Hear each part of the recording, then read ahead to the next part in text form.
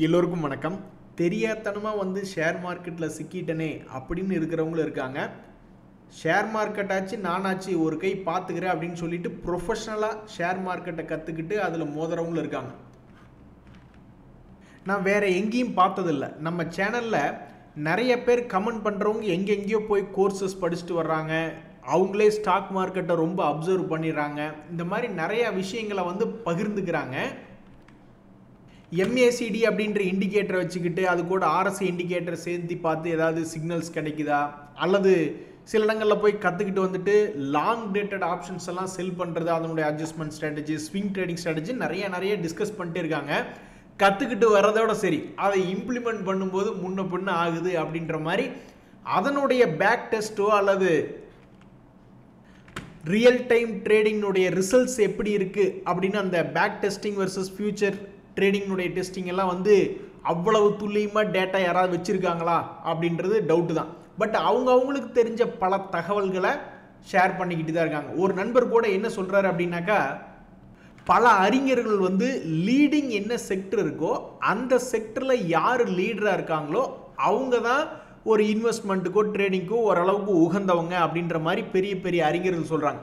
அந்த மாதிரி ஒரு செக்டரில் ஒரு லீடரை கண்டுபிடிக்கிறது ஒன்றும் பெரிய விஷயம் கிடையாது. அதாவது கீழே விழுந்துட்டு அந்த மிகப்பெரிய கம்பெனி, சமீபத்தில் கூட ரிலையன்ஸ் கீழே விழுந்துட்டு மேலே வந்தான், HDFC பேங்க் கீழே விழுந்துட்டு மேலே வந்தான். அந்த மாதிரி ஏதாவது ஒரு துறையில் கீழே விழுந்துட்டு இப்படி திரும்பும் பொழுது அந்த திரும்பக்கூடிய இடத்த கண்டுபிடிக்கிறது ஒன்றும் பெரிய விஷயம் கிடையாது. ஒரு உதாரணத்துக்கு ஒரு வீக்லி சார்ட்டில் ஒரு 20 டேஸ் மூவிங் ஆவரேஜை தாண்டுச்சுனாவே அது லேசாக திரும்புகிற மாதிரி தான் அர்த்தம். அப்போ ஒருவேளை மறுபடி கீழே திரும்புகிற மாதிரி இருந்தால் அந்த SMA விட்டு கீழே போகும்பொழுதே வெளியே போயிடுவாங்க அப்படின்ற மாதிரி ஒரு நண்பர் அவருக்கு தெரிஞ்ச ஒரு வெற்றி சூத்திரம், அதாவது strict stop loss plus 20 SMA இன் வீக்லி சார்ட், இது சந்தையில் வெற்றி பெற்றுவதற்கான ஒரு அற்புதமான சூத்திரம் அப்படின்னு அவருடைய எக்ஸ்பீரியன்ஸ் என்னவோ அதை பகிர்ந்துக்கிறாரு. ஒரு உதாரணத்துக்கு SMA இல்லைன்னா EMA அப்படின்ற மாதிரி ஒரு 20 டேஸ் மூவிங் ஆவரேஜ் அப்படின்றது போடுறோம்னு வச்சுங்களேன். அது ஒரு வீக்லி சார்ட்டில் போடுறோம்னா இதுக்கு முன்னாடி மார்ச் மாதத்தில் ஒரு முறை இந்த ரிலையன்ஸ் மேல் நோக்கி வர்ற மாதிரி வந்திருக்கான். வந்துட்டு சில பேர் என்ன நினச்சிருப்பாங்க, இது வந்ததுக்கப்புறம் அடுத்த வாரம் பார்த்துக்கலாம், இவன் எப்படி ஒரு வாரம் வந்துடுச்சு, அடுத்த வாரம் இந்த ஹையை கீது தாண்டானா தாண்டினதுக்கப்புறம் எடுத்துட்டு இதை ஸ்டாப் லாஸ் போட்டுக்கலாமே நினச்சிக்கிட்டு இருந்திருப்பாங்க. ஸோ அந்த இடத்துல ஒரு என்ட்ரியே இல்லை. அடுத்த முறை ஒரு என்ட்ரி வந்ததுக்கப்புறம் 1300 இப்போ 1560 வந்திருக்கு. இந்த மாதிரி ஒவ்வொரு செக்டராக தேடி பார்க்க வேண்டியதான். ஒரு உதாரணத்துக்கு ஆட்டோ செக்டர் இருக்குது, IT செக்டர் இருக்குது. இருக்கிறதுலே மூவ் ஆகாத செக்டரு இந்த IT செக்டர் தான். இந்த IT செக்டரில் பெரிய லீடர்னு பார்த்தா TCS தான். அந்த TCS இறங்கினதுக்கப்புறம் திரும்ப ஆரம்பிச்சிருச்சா, அதாவது இந்த டேர்ன் அரவுண்டு ஒரு துறையில் அந்த லீடராக இருக்கக்கூடிய கம்பெனி டேர்ன் அரவுண்டு திரும்பி ஏற ஆரம்பிச்சிருச்சா அப்படின்னு புரிஞ்சுக்கிறக்காக பார்த்தோம்னா இந்த TCS எல்லாம் வீக்லி சார்ட்டில் அந்த 20 டேஸ் EMAவை இப்போ வரைக்கும் இன்னும் தாண்டவே இல்லைன்னு வச்சுங்களேன். ஒரு முறை முயற்சி செஞ்சுருக்கான், 2 முறை 3 முறைன்னு முயற்சி செஞ்சு அவனை கிளியராக கீழே தான் தள்ளி விட்டுருக்காங்க. இதுக்கு முறை எப்போவோ அவன் முயற்சி பண்ணது எப்போ 20 டேஸ் மூவிங் ஆவரேஜுக்கு மேலே போகலாம் அப்படின்னு பார்த்தோம்னாக்கா ஒரு முறை எப்போவோ 4000 சமயத்தில் போயிட்டு ஒரு 10% மட்டும் ஏறிட்டு துபுக்கடின்னு கீழே விழுந்துட்டான். அதுக்கு முன்னாடி ஏதோ ஒரு 3700 4400 வரைக்கும் ஏறிட்டு அதுக்கப்புறம் மறுபடியும் துபுக்கடின்னு விழுந்திருக்கான். ஸோ போன வருஷம் நவம்பர் மாதத்துக்கு அப்புறம் இப்போ வரைக்கும் இந்த TCS என்பது திரும்பவே இல்லை. அப்போ பணம் கம்மியாக இருக்கிறவங்களுக்கு அது இங்கே போட்டாலும் ஒன்றும் பெருசாக பிரயோஜனம் இல்லை, இங்கே போட்டாலும் பெருசாக பிரயோஜனம் இல்லை. அவங்க காத்துக்கிட்டே தான் இருக்கணும். ஒரு வருஷத்துக்கு மேலாச்சு. அதாவது ஒரு IT துறையில் TCS கம்பெனிக்குள்ளே என்ட்ராகிறக்கே பணத்தை உள்ளே போடாமல் பேசாமல் பேங்க்கில் பத்திரமா வச்சுருக்கணும் அப்படின்ற மாதிரியான ஒரு அர்த்தத்தை தான் நம்ம நண்பர் அவருடைய வெற்றி சூத்திரமாக சொல்கிறாரு. இதில் இன்னொன்று கூட எக்ஸாம்பிள் பார்த்துட்டு போகலாம். இப்போ TCS IT துறையில் பார்த்த மாதிரி வேறு ஏதாவது ஒரு துறையில், ஒரு உதாரணத்துக்கு ரியாலிட்டி அப்படின்ற ஒரு துறை இருக்குது, அதில் யார் லீடர்? DLF அப்படின்றது ரியாலிட்டி துறையில் ஒரு பெரிய ஆள் தான். ஸோ ஒரு உதாரணத்துக்கு DLFல என்ன நடந்தது அப்படின்னு பார்த்தீங்கன்னாக்கா, இதுக்கு முன்னாடி ஒரு முறை திரும்ப முயற்சி செஞ்சுருக்கான், அது ஒன்றும் பெருசாக லாபம் இல்லை. அப்புறம் மறுபடியும் கீழே விழுந்ததுக்கப்புறம் கையங்காலையும் வச்சுக்கிட்டு கம்முன்னு தான் இருக்கணும்னு ஒரு 6 மாதம் கம்மியாக இருந்த பிறகு அப்புறம் ஒரு முறை ஏறுவதற்கு ஆரம்பிச்சிருக்கான். 20 டேஸ் மூவிங் ஆவரேஜை தாண்டும் பொழுது அதுக்கப்புறம் 750 ரூபாயிலிருந்து ஒரு கட்டத்தில் 880 வரைக்கும்லாம் போயிருக்கான். ஸோ சில பேர் சொல்லுவாங்க இல்லையா, ஜெயிக்கிற குதிரையில பணம் கட்டுங்க, அது வரைக்கும் பந்தயம் இல்லாத சமயத்துல கம்முன்னு வீட்டில் குப்புறப்படுத்துருங்க அப்படின்ற மாதிரி கையில் இருக்கக்கூடிய பணத்துக்கு என்னைக்கு ஒரு வேலை வரும் அப்படின்னாக்கா இந்த மாதிரி 20 SMA தாண்டும் பொழுது வரும் அப்படின்றது அவருடைய எக்ஸ்பீரியன்ஸ். இன்னொரு நண்பருமே என்ன கேட்குறாரு அப்படின்னாக்கா, ஸ்விங் ட்ரேடிங் சம்பந்தப்பட்ட பாசிட்டிவ் என்ன நெகட்டிவ் என்ன, வெற்றியும் வரும் தோல்வி வரும், இதுதாங்க ஸ்விங் ட்ரேடிங்னா அது எல்லாத்துக்குமே தெரியும் தான். ஸோ ஸ்விங் ட்ரேடிங்னுடைய பலன்கள் மற்றும் பாதிப்புகளை பார்க்கறதுக்கு முன்னாடி ஒரு ப்ரொஃபஷனல் வந்து ஸ்விங் ட்ரேடிங் எப்படி பண்ணுவார், ஃபஸ்ட்டு மார்க்கெட் மூட் எப்படி இருக்குது, அது நம்மளுக்கு சப்போர்ட் பண்ணுமா அப்படின்னு தெரிஞ்சுக்குவார். உங்களுக்கு தெரியாதில்ல, மார்க்கெட் நல்லா இருந்ததுன்னா ஆகாவளி பங்குலியெல்லாம் கீழே கடந்திருப்பான், ஒரு 50-100-80% கீழே கடந்திருப்பான். அந்த ஆகாவளி பங்குலையும் சேர்த்து மார்க்கெட் நல்லா இருந்ததுன்னா அதையெல்லாம் கூட மேலே இழுத்துட்டு வருவான். ஸோ ஃபஸ்ட்டு மார்க்கெட் மூட் கடைசிக்கு ஒரு 10 days மூவிங் ஆவரேஜுக்கு மேலேயாவது இருக்கா அல்லது ஒரு 2 days மூவிங் ஆவரேஜுக்கு மேலே இருக்கா அப்படின்ற மாதிரி ஒரு ஜென்ரல் ட்ரெண்ட் பார்த்துக்கிட்டு, அதுக்கப்புறம் அந்த செக்யூரிட்டியில் அந்த இன்ஸ்ட்ருமெண்ட்டில் ஒரு மொமெண்டம் இருக்கா, அது கீழேருந்து பிக்கப் ஆனாலும் சரி அல்லது ஒரு குறிப்பிட்ட ஹையை உடைச்சி மேலே மொமெண்டம் பிக்கப் ஆனாலும் சரி, அந்த மாதிரி பார்த்துட்டு ஒரு டிரான்சாக்ஷன் திடீர்னு ஏதாவது ஒரு ஃபர்ஸ்ட்டில் ஒரு 100 வருது, ரெண்டாவது டிரான்சாக்ஷனில் ஸ்டாப் லாஸ் ஹிட் ஆகுது, மூணாவது டிரான்சாக்ஷனில் ஒரு வந்துக்கிட்டு இருக்குன்னு வச்சிங்களேன். அப்போ 2 டிரான்சாக்ஷன் ஓப்பனில் இருக்குது, அதனுடைய ரிசல்ட் இன்னும் தெரில, வாங்கின விலையை விட கொஞ்சம் கம்மியாக இருக்குதுன்னு வச்சிங்களேன், ஆனால் இன்னும் ஸ்டாப் லாஸ் அடிக்கல.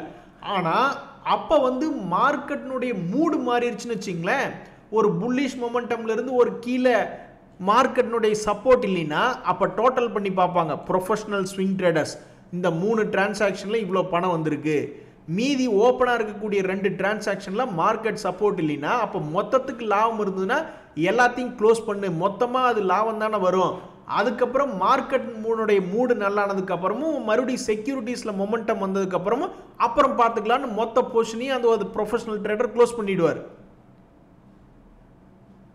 அதுக்கப்புறம் மறுபடியும் அவர் பொசிஷன் எடுக்கணும்னா மறுபடியும் மார்க்கெட்டில் ஓரளவுக்கு ஸ்ட்ரென்த்து வந்து செக்யூரிட்டி ஸ்ட்ரென்த்து வந்தால் தான் பண்ணுவார், சும்மா எல்லா டைம்லையும் போய் பண்ண மாட்டார். ஸோ ஸ்விங் ட்ரேடிங் பொறுத்த வரைக்கும் குறுகிய காலத்தில் லாபம் வர்றதுக்கு வாய்ப்பு இருக்குது, அது ஒரு பாசிட்டிவ். ஆனால் ஒரு ப்ரொஃபஷனல் ட்ரேடர் 24 மணி நேரம் அந்த மார்க்கெட்டில் வாய்ப்பு கிடைக்குதான்னு பார்த்துக்கிட்டு இருக்க மாட்டாங்க, மார்க்கெட்டில் வாய்ப்பு இல்லாதப்ப கம்முன்னு அமைதியாக கொண்டிருப்பாங்க. ஸோ ஸ்விங் ட்ரேடிங்கில் எது ப்ளஸ்ஸோ அதே தான் மைனஸ். ஸோ சில நேரங்களில் பொசிஷன் இல்லைன்னா கையும் காலையும் கட்டிக்கிட்டு கம்முன்னு உட்கார தெரிஞ்சிருக்கணும். அதாவது ஒரு நண்பர் பாடுறாரு, உச்சி வகுந்தெடுத்து பிச்சி பூ வச்ச கிளி அப்படின்னு. பிஎஸ்சியில் போய் உச்சியில் வாங்கிட்டார், அதனால தான் இந்த சோக பாட்டு. ஸோ அவர் வாங்கினதுக்கப்புறம் கொஞ்சம் இறங்கி கொண்டே இருக்கிறது. ஒரு நண்பர் சொல்லிட்டு இருந்தார் பார்த்தீங்களா, அவருடைய அனுபவம். ஒருவேளை இந்த பிஎஸ்சி அப்படின்றது எக்ஸ்சேஞ்ச் கம்பெனியில் ஒரு லீடராக இருக்கும் பட்சத்தில் அது சமீபத்தில் எப்போ 20 days மூவிங் ஆவரேஜ் ஒரு இடம் தாண்டிச்சு அப்படின்னு பார்த்தீங்கன்னா, அது ஒரு முறை இந்த வருஷத்தில் 1400 அப்படின்ற இடத்துல ஒரு இடம் தாண்டி நல்லா சம்பாரிச்சு கொடுத்தான். அப்புறம் அது அடங்கலை, மறுபடியும் ஜூன் மாதத்தில் கீழே இறங்கிட்டு மறுபடியும் அந்த 20 days மூவிங் ஆவரேஜை தாண்டி சம்பாரிச்சு கொடுக்க பார்த்தா, பட் அது ஃபெயிலியர் ஆயிடுச்சு. அப்போ அந்த நண்பராக இருந்தால் என்ன பண்ணியிருப்பார், இந்த 2700க்கு கீழே இறங்கும் பொழுதே ஸ்டாப் லாஸ் போட்டு வெளியே வந்திருப்பார்னு வச்சுக்கிங்களேன். சரி, எது எப்படியோ இந்த நண்பர் என்ன பண்ணியிருக்காருனாக்கா, நான் மேலே போய் மாட்டிக்கிட்டேன், பரவாயில்ல 15 வருஷத்துக்கு இதை வச்சு நீ ஏவரேஜ் பண்ணி வாழ்க்கையில் விளாண்டுக்கிட்டு இருக்க வேண்டியதான் அப்படின்ற மாதிரி அவருடைய எண்ணம். ஆனால் ஏவரேஜ் பண்ண இறங்குது அப்படின்னா நம்மளுடைய ஷேர் மார்க்கெட்டில் நீங்கள் ஒருத்தர் தான் ஏவரேஜ் பண்ணுறீங்களா, பெரிய ஆளுகள்லாம் எப்படி ஏவரேஜ் பண்ணுறாங்க? மியூச்சுவல் ஃபண்டுகளை நடத்தக்கூடிய மியூச்சுவல் ஃபண்டு மேனேஜர்கள் இருக்காங்க, அவங்களும் பல லட்சம் கோடியை மேனேஜ் பண்ணுறாங்க. போர்ட்ஃபோலியோ மேனேஜர், இண்டிவிஜுவல் போர்ட்ஃபோலியோஸை மேனேஜ் பண்ணக்கூடிய மேனேஜர்ஸ் இருக்காங்க. அதே மாதிரி இன்சூரன்ஸினுடைய ஃபண்டை மேனேஜ் பண்ணக்கூடிய ஃபண்டு மேனேஜர்ஸ் இருக்காங்க. ஸோ அப்போ இவங்கெல்லாம் வந்து நீங்கள் பண்ணுற மாதிரி மனம் போன போக்கில் பண்ணுவாங்கன்னா கிடையாது. அவங்களுடைய சாஃப்ட்வேர் எப்போ ஒரு 3 மாதத்துக்கு ஒருக்காவோ 1 மாதத்துக்கு ஒருக்காவோ அல்லது 1 வாரத்துக்கு ஒருக்காவோ என்ன பீரியட் செட் பண்ணியிருக்காங்களோ அப்போ தான் அது அலர்ட் கொடுக்கும். இந்த மாதிரி நீங்கள் இன்றைக்கி ஏவரேஜ் பண்ணும். அவங்க கான்செப்டில் ஏவரேஜ்லாம் கிடையாது, ரீபேலன்ஸ் தான். லாபத்தில் இருந்தால் விற்று விட்டுட்டு எது நஷ்டமாக இருக்கோ எது குறைஞ்சிருக்கோ அதை அதிகமான குவான்டிட்டி வாங்கணும், அவ்வளவுதான். அப்போ நீங்களும் போய் அதை சும்மா நோண்டிக்கிட்டே இருந்தீங்கன்னா அப்புறம் எப்படி? இருக்கிற பணம்லாம் அவங்ககிட்டலாம் மாதம் அல்லது வாரம் யாராவது எஸ்ஐபியோ லம்சமோ போட்டுக்கிட்டே இருக்காங்க. ஆனால் உங்ககிட்ட அவ்வளவு பணம் இருக்கா? அவங்களே வந்து ஒரு குறிப்பிட்ட பீரியட் வச்சு தான் வாங்குவாங்க. ஏதாவது ஸ்பெஷல் கேஸில் அந்த ஃபண்ட் மேனேஜர் டெசிஷன் எடுத்து அடிஷ்னல் குவான்டிட்டி வாங்கணும்னா அதுக்கெல்லாம் ஏகப்பட்ட அப்ரூவல்ஸ் வாங்கி தான் பண்ணணும். System out of the system பண்ணணும் அப்படின்னாவே. அப்போ நீங்களும் வந்து ஏவரேஜ் பண்ணுறதுக்கு ஏதாவது ஒரு தூரமாக ஒரு மாதத்துக்கு ஒருக்கா தான் ஏவரேஜ் பண்ணுவேன், அல்லது ஒரு 6 மாதத்துக்கு ஒருக்கா தான் ஏவரேஜ் பண்ணுவேன், இல்லைன்னா ஒரு 50% 40% இறங்கினா தான் ஏவரேஜ் பண்ணுவேன். அந்த மாதிரி நீங்கள் பிளான் பண்ணிங்கன்னா தான் உங்களை வந்து எந்த கிளியும் உங்களுடைய மனசை நோகடிக்காது. இதில் நாட்டுக்கு ரொம்ப முக்கியமான கேள்வி என்னென்னா, நம்ம ரோஜாப்பூ கேள்விப்பட்டிருக்கோம், மல்லிப்பூ கேள்விப்பட்டிருக்கோம், அது என்ன பிச்சி பூன்னு தெரில. அதனால் நான் இப்படி ஒரு பூவை வரைஞ்சி வச்சுட்டேன். நண்பர்களே, ஸ்டாக் மார்க்கெட்டில் ஒவ்வொருத்தரும் போட்டி போட்டு பணம் சம்பாதிக்கிறதுக்கு பார்த்துக்கிட்டு இருக்கோம். அதில் ஒவ்வொருத்தருனுடைய எக்ஸ்பீரியன்ஸ் ஒவ்வொரு மாதிரி இருக்குது. அதில் இந்த நண்பர்னுடைய எக்ஸ்பீரியன்ஸ் எப்படி இருக்குன்னா, ஸ்டாக் மார்க்கெட்னால இவர் சேர்த்துன பணத்தை கொஞ்சம் கூட எடுத்துகிட்டு போக முடியாது. மார்க்கெட் எவ்வளவு தான் கிராஷ் ஆனாலும் அவர் போட்டிருக்கிற பேஸ்மெண்ட் என்பது ரொம்ப ஸ்ட்ராங்காக இருக்குது. ஸோ இப்போ இவருக்கு வந்து எப்படி இருக்குன்னா, அதாவது அவருடைய ஸ்டோரி இப்போ பார்க்கலாம். 10 வருஷமாக மார்க்கெட்டில் இருக்கார். இப்போ 10 வருஷத்துக்கு அப்புறம் இப்போ அவருக்கு வந்து ஸ்டாக் மார்க்கெட்டில் வந்து அவருக்கு எந்த விதமான டென்ஷனும் இல்லை. ஏன்னா பேஸ்மெண்ட் அந்தளவுக்கு ஸ்ட்ராங்காக போட்டிருக்கார்.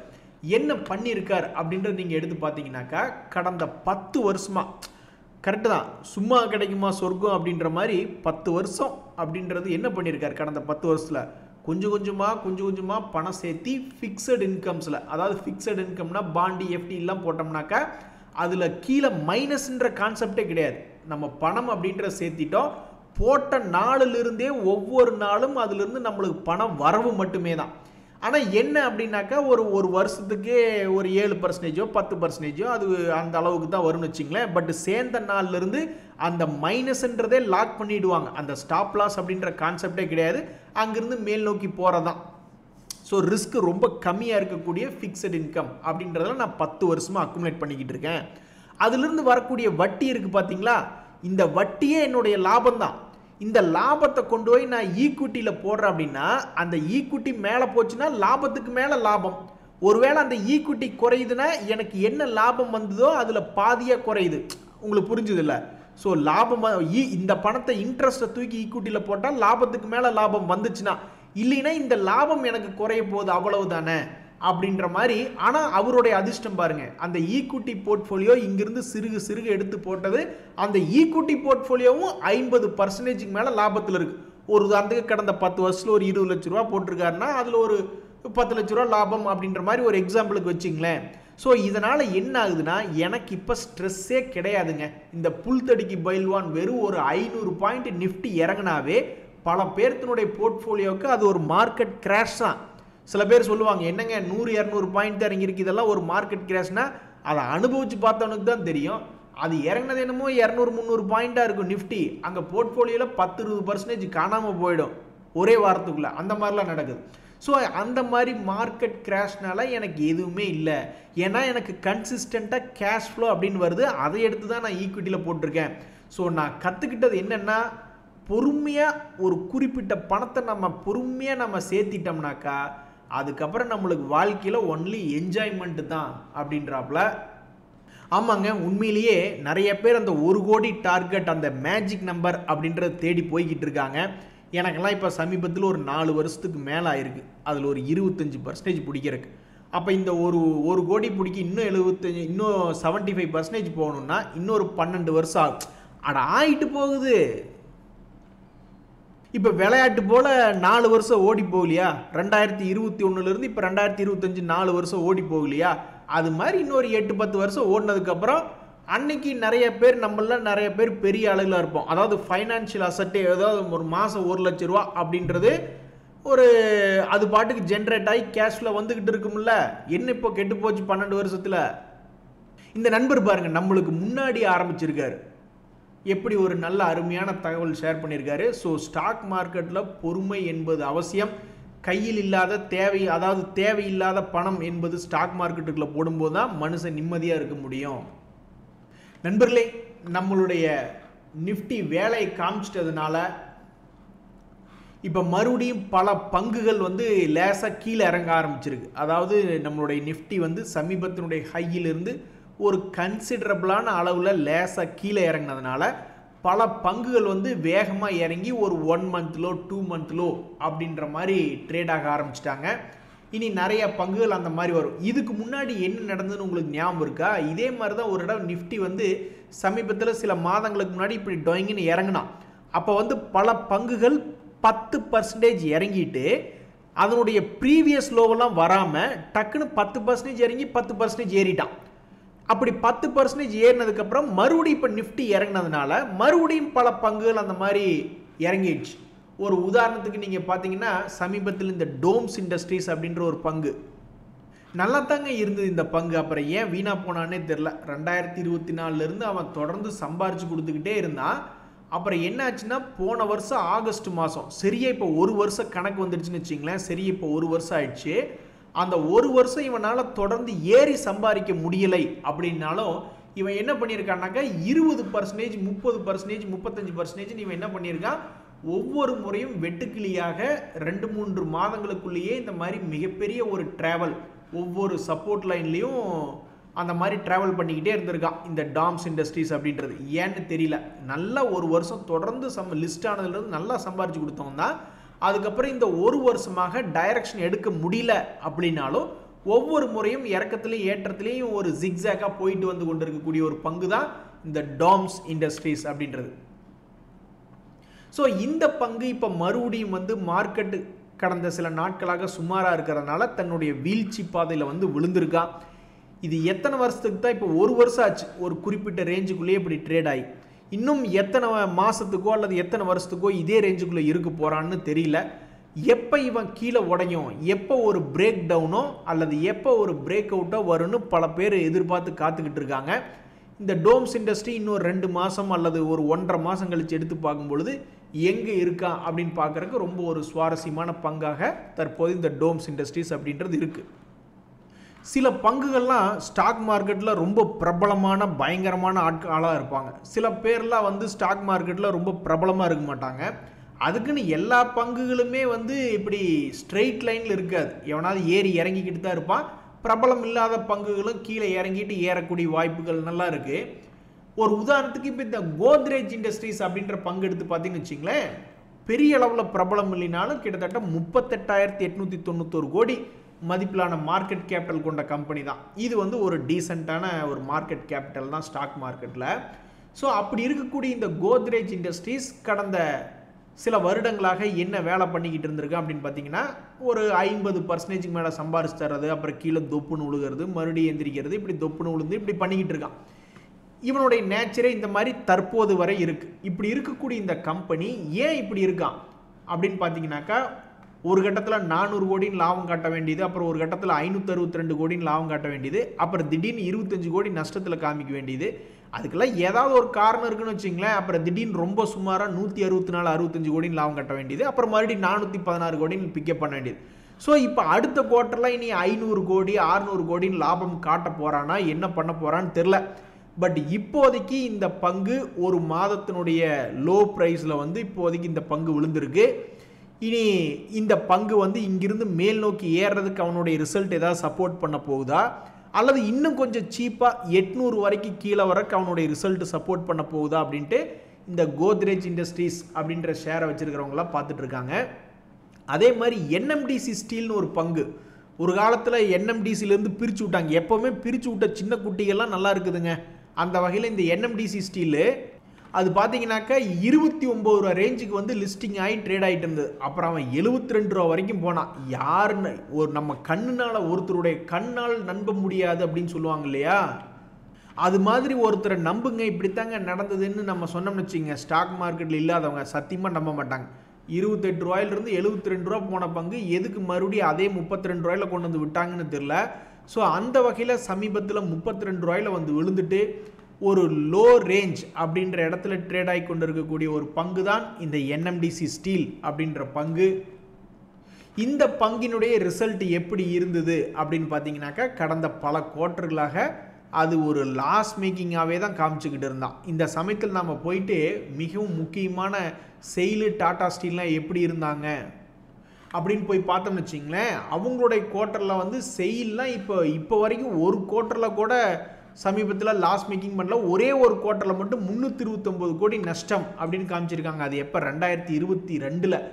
இதே டாடா ஸ்டீல் அப்படின்னு எடுத்துக்கிட்டோம்னாக்கா அவங்க வந்து 2 குவார்ட்டர்களில் நஷ்டம் அப்படின்றது கடந்த காலத்தில் ரிப்போர்ட் பண்ணியிருக்காங்க. ஸோ பொதுவாகவே ஸ்டீல் செக்டரில் பெரிய ஆளுகளாகவே எடுத்துக்கிட்டாலும் கொஞ்சம் சுணக்கமாக தான் இருந்திருக்காங்க. படுவா பல பேர் கொஞ்சம் ஏமாந்துருந்த காலத்தில் நீ ஏறி இருக்கிய அப்படின்ற மாதிரி ஒரு லாஸ் மேக்கிங் கம்பெனியாக எடுத்துக்கிட்டு அவன் 28 ரூபாயிலிருந்து 72 ரூபா போயிருக்கான். அதுக்கப்புறம் இது ஒரு லாஸ் மேக்கிங்காகவே தொடர்ந்து இருந்ததுனால மார்க்கெட்டினுடைய சுவாரஸ்யம் குறைஞ்சிட்டதுனால அவனை தூக்கி 72 to 32 கொண்டு வந்து உட்கார வச்சிருக்காங்க. ஸோ இனி இது தரக்கூடிய ரிசல்ட் என்ன, ரிசல்ட் இவனை காப்பாற்றுமா அப்படின்றதான் இப்போ ஒரு சுவாரஸ்யமான கேள்வியாக இருக்குது. ஏன் அப்படின்னாக்கா இந்த பங்கு கீழே விழுந்து கிடந்திருக்கு. இப்படி 52 வீக் லோவில் இருக்கும் பொழுது ஏற்கனவே நொந்து போய் நூடுல்ஸாக இருக்கக்கூடிய இந்த கம்பெனியை மறுபடியும் தொல்லை பண்ணுற மாதிரி ரிசல்ட் இன்னுமே நெகட்டிவில் வரப்போகுதா, அல்லது ஏதாவது ஆறுதல் கொடுக்குற மாதிரி ரிசல்ட் பாசிட்டிவாக வரப்போகுதா அப்படின்றதான் ரொம்ப ஆர்வமாக பல பேர் பார்த்துக்கிட்டு இருக்காங்க. நன்றி, வணக்கம்.